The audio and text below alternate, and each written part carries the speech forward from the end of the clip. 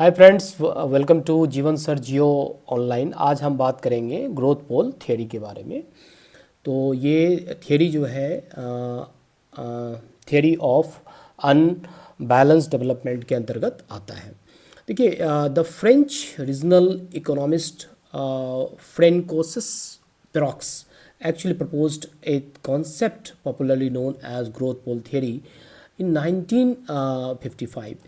ये 1955 में पेरोक्स ने ये कॉन्सेप्ट एक्चुअली दिया था, जिसको हम ग्रोथ पोल थियरी कहते हैं।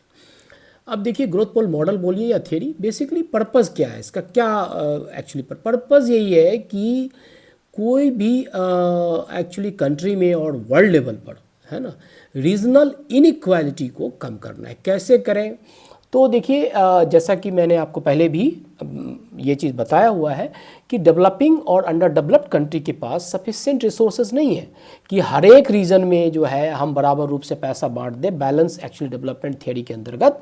तो हमको अनबैलेंस डेवलपमेंट पे जाना पड़ेगा, जहाँ पर जो रिसोर्सेज है उस रिसोर्सेज को किसी पर्टिकुलर रीजन में हम दें, और जब वो रीजन डेवलप्ड हो जाए तो ट्रिकल डाउन इफेक्ट के द्वारा आसपास का रीजन का विकास हो जाए। और ये पर्पस इस थ्योरी का ही है कि regional inequality at the world level और the within the country वो कम हो पाए। चलिए देखते हैं द थ्योरी के बारे में डिटेल जो है जानकारी लेते हैं। The theory is a regional and industrial planning model aims at setting propulsive industries located at the center which gradually induce developmental process in periphery area of its influence। अब देखिए, इसमें यही है कि aims at ये theory ऐसे उद्योग की स्थापना के बारे में बोलता है जो सेंटर में हो, और वो पहले तो सारे क्षेत्र से या कैपिटल के रूप में हो, स्किल्ड लेबर के रूप में हो, वो सेंटर में लोग आएंगे और वो डेवलप्ड होगा और ग्रोथ पोल के रूप में जो है डेवलप्ड हो जाएगा। और बाद में जो है इसका इम्पैक्ट जो है कहीं ना कहीं आसपास के एरिया में ये पड़ेगा और पूरे एरिया डेवलप्ड होगा। ये कहने का अर्थ है। देखिए, this concept is based on unequal growth. जैसा कि मैंने बताया कि growth can not actually according to basically Perroux, the bitter truth is that the growth doesn't appear everywhere at the same time. It becomes manifest at points or pole of the growth with variable intensity. It spreads through different channel with the variable terminal effects on the whole economy. इसका मतलब ये है कि growth पोल actually पेरोक्स के अनुसार everywhere संभव है नहीं, क्योंकि जो विकासशील देश है, अंडर डेवलप्ड जो कंट्रीज़ हैं, उनके पास इतना रिसोर्सेस नहीं है कि हम वो हर एक जगह जो है वो एक सेंटर्स के हर एक सिटीज़ को डेवलप कर दे या हर एक रीजन को डेवलप कर दे। इसलिए ग्रोथ पोल का जो रिलेटिवली एडवांटेज सेंटर है उसमें सारा पैसा या मैक्सिमम पैसा लगा करके हम उसको डेवलप करें। अब देखिए, ये मॉडल के द्वारा एक जो है यहाँ पर किस प्रकार से पोल्स जो है डेवलप्ड हुए हैं और आगे चलकर ये जो है सेंटर्स के रूप में डेवलप्ड हुआ है। अब देखिए, यहाँ पर ये देखिए, ये कोर है और इंटरलिंक्ड एक्चुअली इंडस्ट्री है, सेकेंडरी इंडस्ट्री है और इंटरलिंक्ड इंडस्ट्रीज है। तो देखिए किस प्रकार से इसके नंबर ऑफ द सेंटर्स जो हैं, नंबर ऑफ सेंटर्स जो है इस वाले पिक्चर में, सेकंड वाले पिक्चर में बढ़ा है। तो अब देखिए, in other words the modern process of economic growth deviates from traditional stationary concept of equilibrium growth. देखिए, जैसा कि मैंने बताया आपको कि limited resource is actually needed to invest in certain relatively advantaged area and specially investing in propulsive industry. Propulsive industry का मतलब ये हुआ जिसका बैकवर्ड एक्चुअल लिंकेजेस हो, जिसके फॉरवर्ड लिंकेज हो। अब दोनों है क्या? बेसिकली जैसे मान लीजिए आयरन स्टील है, आयरन स्टील में रॉ मटेरियल जो है आयरन कहाँ से आएगा? तो आयरन के कुछ बैकवर्ड लिंकेजेस है। आयरन ओर जो है डेवलप, माइनिंग डेवलप्ड होगा, वहाँ पर उद्योग जो है, वहाँ पर जो है माइनिंग के रूप में जो है वो बहुत बड़ा इकोनॉमिक एक्टिविटी जो है माना जाता है माइनिंग को। और फॉरवर्ड लिंकेज जो हुआ कि भाई ये जो आयरन स्टील से जो गुड्स जो भी निकलेंगे, जो भी आयरन स्टील होगा, वो कहीं ना कहीं सेकेंडरी इंडस्ट्रीज में जाएंगे और वहाँ पर फिनिश्ड गुड्स जो है वो बनेगा। तो basically this his theory is based on Schumpeter's concept of propulsive industry. Propulsive industry refers to large scale and innovation. As per the Sumpetero, this is or Sumpeters, the propulsive industries have many characteristics. देखिए इस box में ये characteristics दिया गया है। Dominance होता है, ऐसे उद्योग का डोमिनेंस होता है, लार्ज स्केल होते हैं, इनोवेशंस होता है, ह्यूज इन्वेस्टमेंट रिक्वायर्ड होता है, और डायनेमिक इन नेचर होता है, फास्ट ग्रोइंग सेक्टर होता है, मल्टीप्लाइड इफेक्ट होता है on other sectors and industries. अब देखिए, in other words propulsive industries in sizes which uses high advance technology invest huge amount of money in innovation and creative researches. It is very important. अब देखिए कि ऐसे उद्योग जहाँ पर आप देखेंगे कि टेक्नोलॉजी बहुत एडवांस होता है, लॉट्स ऑफ मनी जो है वो मनी जो है रिक्वायर्ड होता है, और propulsive industries have very strong, जैसा कि मैंने बताया आपको कि very strong backward and forward linkages which have having the multiplier impact and other impacts on subsidiary sectors। ठीक है, तो ये मैंने आपको बताया। अब देखिए, ये जो ग्रोथ पोल थियरी है कोई एक स्कॉलर्स के द्वारा नहीं दिया गया, कई स्कॉलर के कॉन्सेप्ट को एक कंबाइंड रूप से जो है एक साथ रखा गया और कॉन्सेप्ट को एक साथ मिला करके ग्रोथ पोल थियरी कहते हैं। देखिए, जैसे सुम्पेटर्स ने बताया कि economic development is endogenous, spontaneous and discontinued. This is basically A dynamic theory of explaining disturbance of equilibrium. जो इक्विलिब्रियम देखिए, जो ट्रेडिशनल एग्रीगेरियन रीजन है उसमें क्या है कि वहाँ पर इक्विलिब्रियम है, वहाँ पर क्या है कि सारे जो है गांव हैं, सारे सेंटर्स जो हैं बराबर हैं, तो वहाँ पर कहीं ना कहीं उसको डिस्टर्ब करना पड़ेगा। इस इक्विलिब्रियम को डिस्टर्ब करके वहाँ पर एक सेंटर जो है बनाना पड़ेगा, जिसको हम ग्रोथ पोल कहते हैं। तो अकॉर्डिंग टू हिम, सुम्पेटर्स के अनुसार state of economic equilibrium has to be positively disturbed by the changing of old factors of a static system and bringing out 5 new factors in the system. What are the new factors are there? देखिए, new source of supply, new method of the actual production, new products, opening new market, opening new organization। तो ये सारे factors जो वहाँ पर जो है आपका इक्विलिब्रियम को जो है तोड़ने के लिए, स्टेट ऑफ इक्विलिब्रियम को तोड़ने के लिए ये सब सारे नए चीज़ों फीचर्स को लाना पड़ेगा। सुम्पेटर्स के अनुसार जो है for economic development entrepreneur gets finance. अब देखिए, ये जो इक्विलिब्रियम का कैसे मतलब तोड़ा जाए, पैसा चाहिए, मनी चाहिए, कैपिटल चाहिए, तो इनके अनुसार ये है कि entrepreneur will get the money from financial institution and bank to establish propulsive industries and for innovation. But इसके क्रिटिसिज्म भी है कि भाई इतना बैंक के पास पैसा कहाँ है कि बड़े बड़े उद्योग जो है वो एस्टेब्लिश्ड जो है वो किया जा सके। कहीं ना कहीं मल्टीपल सोर्सेज ऑफ इनकम की ज़रूरत है कैपिटल फॉर्मेशन और बड़े बड़े उद्योग को एस्टेब्लिश करने के लिए। तो अब ये है कि नेक्स्ट पॉइंट ये है कि theory of industrial linkages and industrial interdependence. अब देखिए कि ये कॉन्सेप्ट भी जो है ग्रोथ पोल से लिंकेजेस है। अब देखिए कैसे, मैंने बताया कि जो बैकवर्ड लिंकेजेस है, फॉरवर्ड लिंकेजेस है और साइडवेज लिंकेजेस है। देखिए, बैकवर्ड लिंकेज क्या है कि जैसे कोई भी उद्योग है, जैसा कि मैंने आपको जस्ट बताया आपको कि आयरन स्टील प्लांट है, उसमें रॉ मटेरियल्स लगते हैं, गुड्स लगते हैं, और फिर वो रॉ मटेरियल के रूप में यूज़ होता है आयरन स्टील में, या किसी भी आप बड़े उद्योग में लीजिए, टेक्सटाइल में ले लीजिए, टेक्सटाइल में कॉटन जो है बैकवर्ड एक्चुअली लिंकेज है। तो एग्रीकल्चर वो लिंक्ड है कहीं ना कहीं, उसको बैकवर्ड लिंकेज कहते हैं। तो अगर किसी टेक्सटाइल उद्योग की स्थापना होती है तो बैकवर्ड लिंकेजेस भी वहाँ पर होगा। फॉरवर्ड लिंकेजेस में ये हुआ कि यदि टेक्सटाइल जो है रेडी हुआ तो कहीं ना कहीं वो बहुत सारे, जैसे कि आप ये लीजिए गारमेंट्स, रेडीमेड गारमेंट्स के उद्योग हों, तो कहीं ना कहीं ये फॉरवर्ड लिंकेजेस के अंतर्गत आते हैं। सिर्फ कपड़ा नहीं बनना है, कपड़ा के साथ शर्ट बनना है, जो है ट्राउज़र बनने हैं, बहुत सारी चीज़ें ऐसे हैं जो रेडीमेड गारमेंट्स के जो है बहुत सारे सिटीज़ में ये फॉरवर्ड लिंकेजेस के अंतर्गत जो है वो जो है डेवलप्ड हुआ है। अब साइडवेज के अंतर्गत होता है सेम सेक्टर में लिंकेजेस होते हैं, जैसे फॉर एग्जांपल कि आप ये देखिए कि this is a link parallel industry involve in the sector.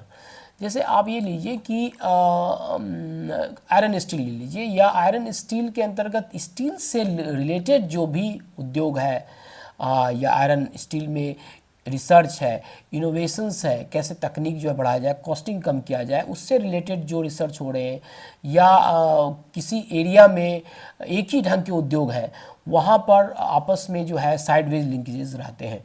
तो this is because of industrial linkages और interdependence and the operating economic multiplier of the special system.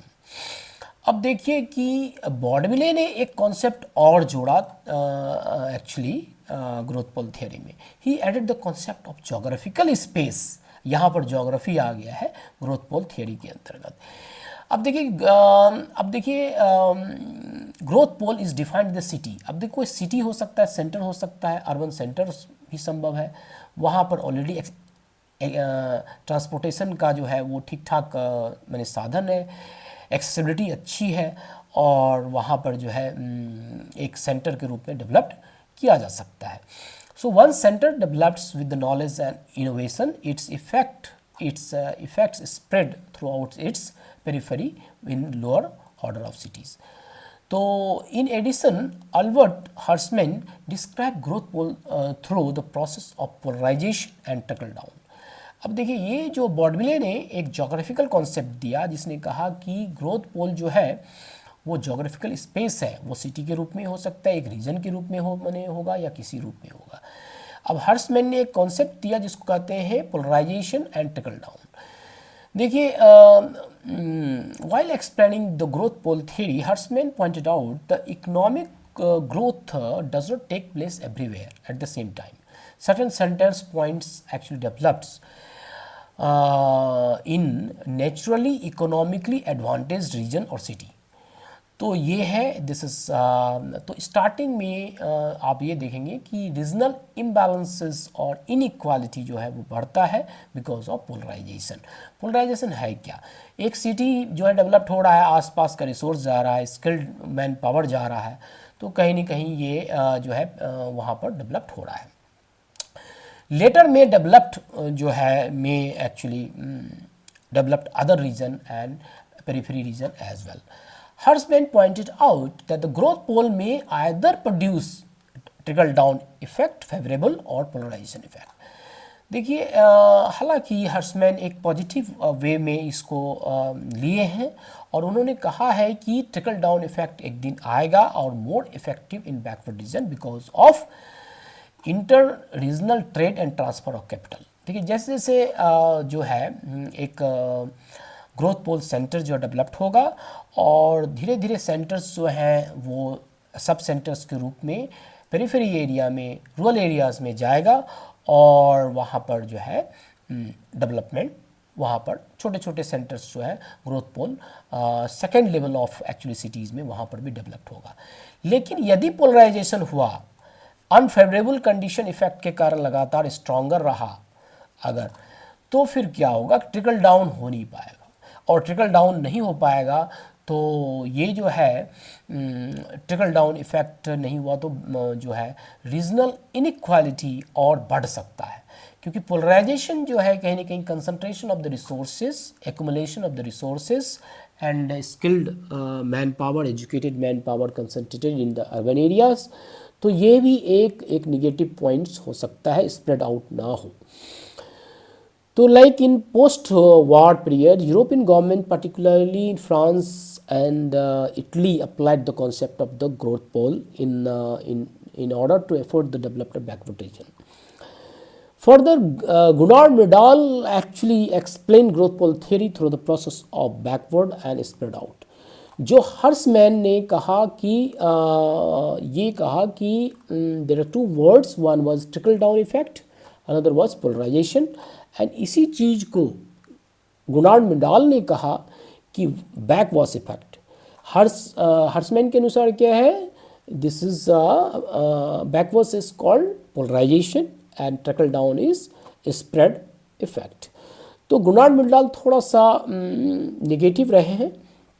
इस ग्राफ के द्वारा जो है वो समझा जा सकता है कि यदि स्टार्टिंग में पोलराइजेशन जो है वो ज़्यादा होता है, फिर बाद में पोलराइजेशन कम होता है और यहाँ पर स्प्रेड ज़्यादा हो रहा है, यदि स्प्रेड ज़्यादा हुआ तो फिर डेवलपमेंट पूरे एरिया का हो सकता है, नहीं तो फिर दिक्कत होगी। He in his theory of cumulative causation pointed out there are centripetal and centrifugal forces operate between growth pole and periphery. Medal actually talked these forces at backwash and spread effect.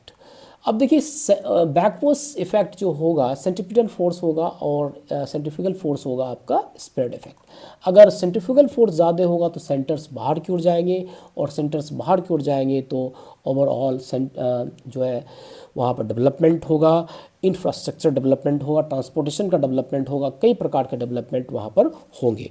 अब देखते हैं mic जो है वो सही चल रहा है कि नहीं। हाँ, तो Myrdal was little bit actually negative in this regard कि क्योंकि देखिए अर्बन एरियाज़ में रिलेटिवली एडवांटेज रहता है और ये एडवांटेज अगर कंटिन्यू रहा तो लोग जो है बाहर क्यों जाएंगे।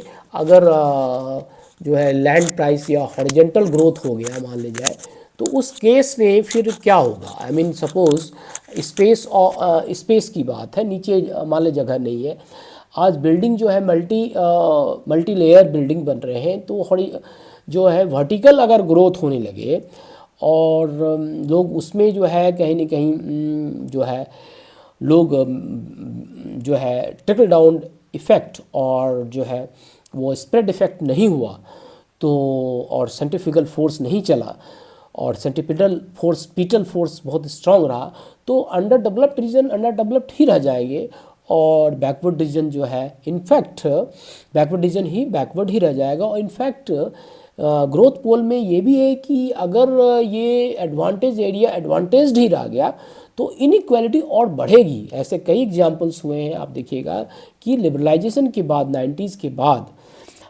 जो है पूरे वर्ल्ड में इनइक्वालिटी बढ़ी है। हालांकि ओवरऑल डेवलपमेंट पूरे वर्ल्ड में बढ़ा है नो डाउट, लेकिन ओवरऑल इनइक्वालिटी बढ़ी है। तो ग्रोथ ओवरऑल क्रिटिसिज्म देखिए कि क्या है criticism. Basically growth pole theory aims this is the western actually model first of all aims at development of the backward region in capitalist model और framework. तो ये यूनिवर्सली एक्सेप्टेड हो नहीं सकता, पहली बात।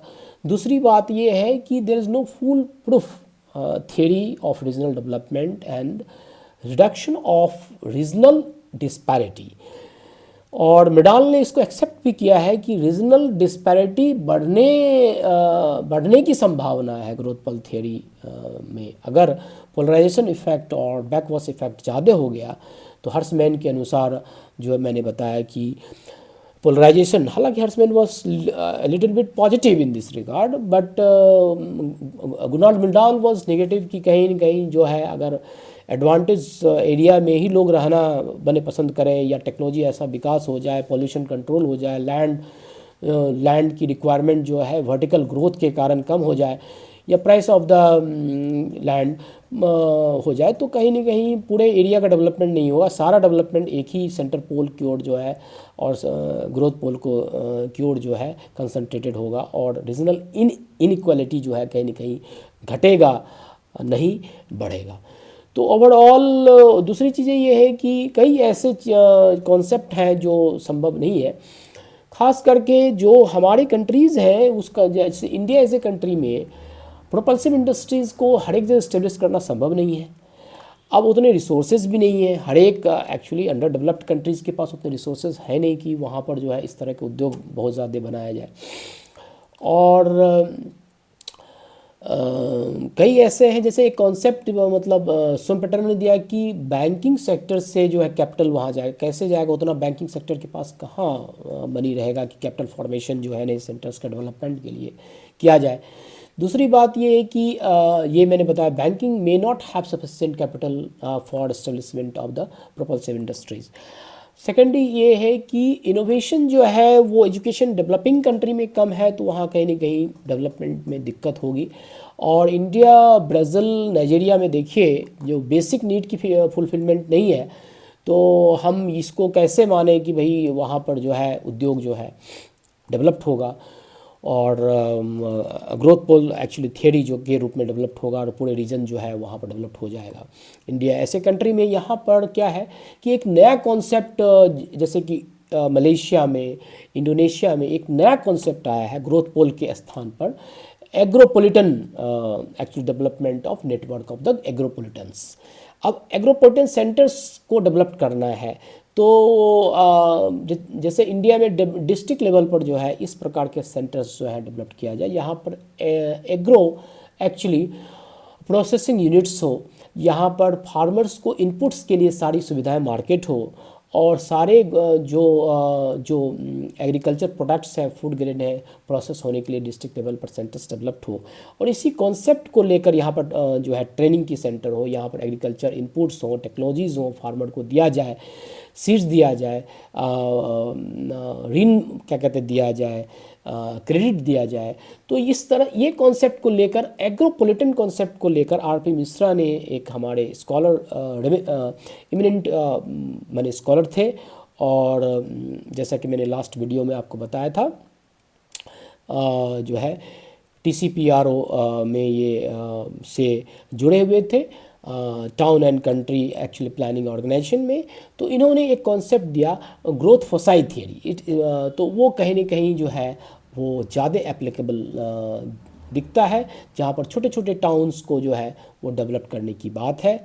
और एज ए जैसे कि भारत में जो है छोटे growth foci theory, that is called growth foci theory. तो नेक्स्ट एक्चुअली वीडियो में मैं इस मॉडल के बारे में, इस थ्योरी के बारे में भी बात करूंगा, जो आर.पी. मिश्रा के द्वारा जो है भारत के लिए ज़्यादा एप्लीकेंट और रेलिवेंट है।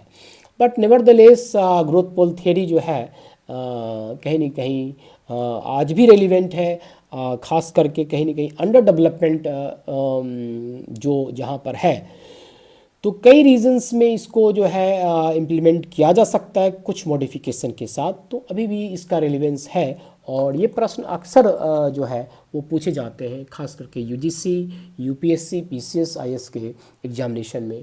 तो आप इसको जो पढ़ें, समझें और फीडबैक दें, और प्लीज़ सब्सक्राइब जीवन sir Jio online, so that next video आपके सामने मैं जब भी लाऊं तो आपको ये सूचना मिल जाए। Thank you so much for joining जीवन सर जियो ऑनलाइन।